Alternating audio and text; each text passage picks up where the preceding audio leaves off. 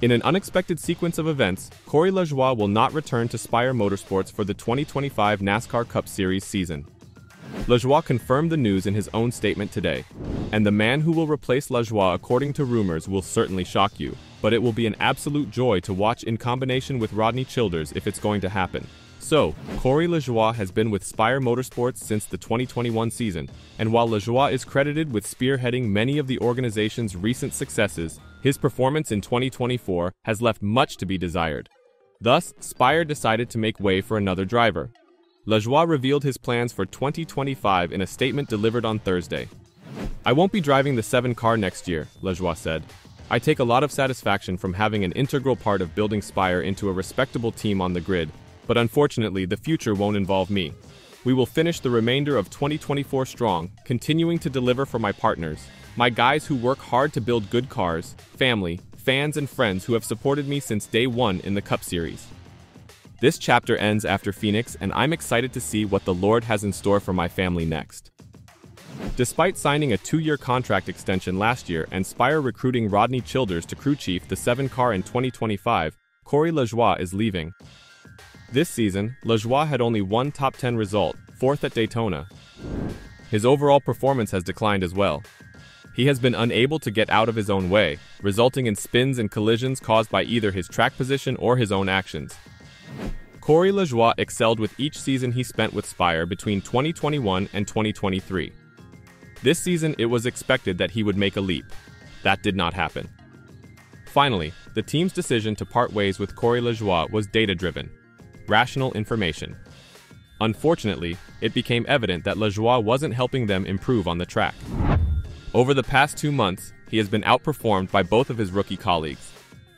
Spire Motorsports issued a comment about the LaJoie story. They did not take this choice lightly. However, a choice needed to be taken. Corey LaJoie has been a cornerstone of Spire Motorsports since 2021, and it would be impossible to overstate what he's meant to this organization and how much I've agonized over this decision, said Jeff Dickerson, the team's co-owner.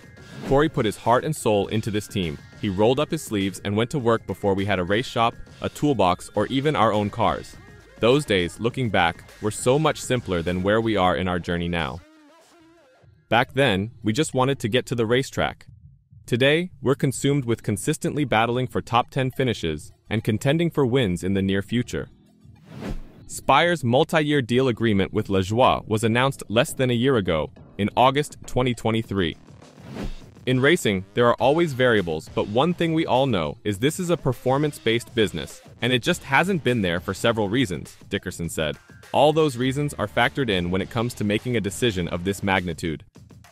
With Ryan Sparks moving upstairs and Rodney Childers coming in next season, the best thing for Spire Motorsports is a clean slate for the number 7 car in 2025. Corey deserves a fresh look from another organization too, and we'll do everything we can to help him get another opportunity in the Cup garage. LaJoie has made 258 Cup Series starts in 9 seasons, including 22 in Xfinity and 5 in trucks. He has not won a NASCAR National Series race.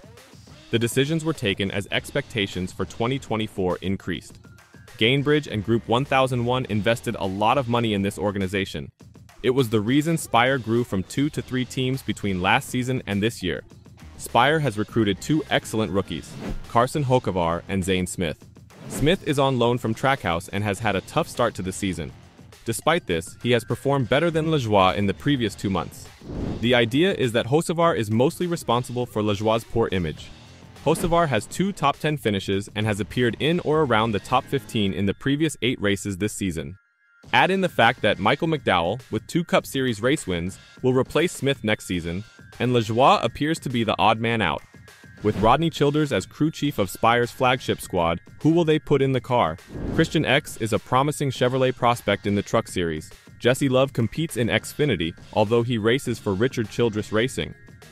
Regarding RCR, is it possible for Kyle Busch to buy out his contract and go to the 7 car? I mean, this will certainly make fans happy, right? Whatever happens, I'm confident we will find out soon enough. Who do you think should drive the number 7 Chevy Camaro? One thing is certain, Corey LaJoie's departure from Spire after this season adds another aspect to the silly season storylines.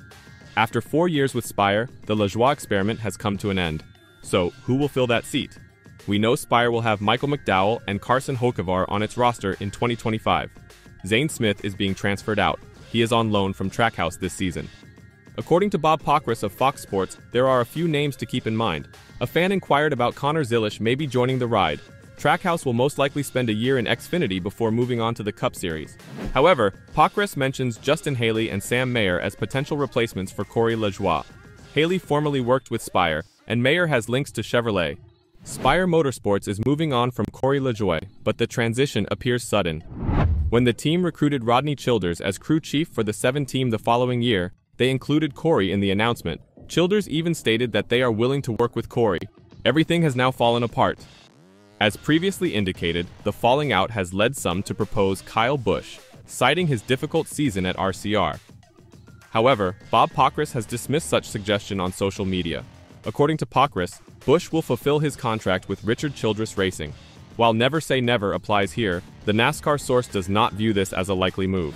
No, I don't expect Kyle Busch to be in a Cup car at Spire next year from the people I talked to today, Pockris said via X. Kyle Busch has a contract with RCR for next year, and while never say never, that is where I see him next year. Busch has not had a great season with RCR. In 22 races, he has only finished in the top 10 6 times, and in the top 5 twice. Busch's resume also includes 5 DNFs, with an average finish of approximately 20th place. So yet, there appears to be no progress for Busch. Spire will have to search elsewhere to replace LaJoie, who leaves unexpectedly. Would you have liked to see Busch make the move to Spire? After all, the RCR experiment seems to have failed for now. And with Spire hoping and aiming for regular top 10 spots, the introduction of Kyle Busch next to the other two isn't that bad of an idea, right? Let me know your thoughts in the comments down below. In other NASCAR news, JD Motorsports plans to return to the NASCAR Xfinity Series grid after filing for Chapter 11 bankruptcy. According to club owner Johnny Davis, the Xfinity team is undergoing a restructure at its South Carolina location. The organization intends to compete in NASCAR's second-tier series again, but Davis stated that mounting costs and lagging purses have made it increasingly difficult to produce entries. "We're here working toward racing," Davis said. "Racing has been a part of my life since I heard the first race engine. It's what we want to do, and we want to do it well. We want strong cars and a strong program we can sustain." The team entered vehicles in 18 of the first 19 Xfinity events this season. Garrett Smithley made 15 starts for JD Motorsports, and Dawson Cram made 13. Armani Williams, Ty Dillon, Thomas Annunziata, and Patrick Gallagher completed the lineup. Smithley's 16th three-place performance at Daytona was the team's best of the season. Davis has been the full-time team owner since the 2002 season. He has worked with a diverse group of drivers, including Jeffrey Earnhardt, Ryan Vargas, Landon Cassill, Ryan Preece, and Jeremy Clements. Ross Chastain is one of the most notable drivers that have worked with JD Motorsport. From 2015 to 2017, he worked full-time with the Xfinity team. In 2018, he made the bulk of his starts in JD Motorsport's entry. Chastain's 2 fourth-place results at Iowa Speedway in 2017 to 18 remain the best in franchise history. "It has been a particular point of pride in our shop that drivers have started here and gone on to do very well," Davis said in a team release. "We give people a launching pad." While the Xfinity team intends to return to the grid, its owner points are currently located at a separate business. On July 15th, Alpha Prime Racing announced that it has bought the owner points for JD Motorsport's Num 4 entry. APR transferred these points to its part-time Num 45 car ahead of the race weekend at Indianapolis Motor Speedway. Excited to see them back on the Xfinity grid? Let me know your thoughts on this in the comments down below. Don't forget to subscribe to the channel, and I'll see you in the next video.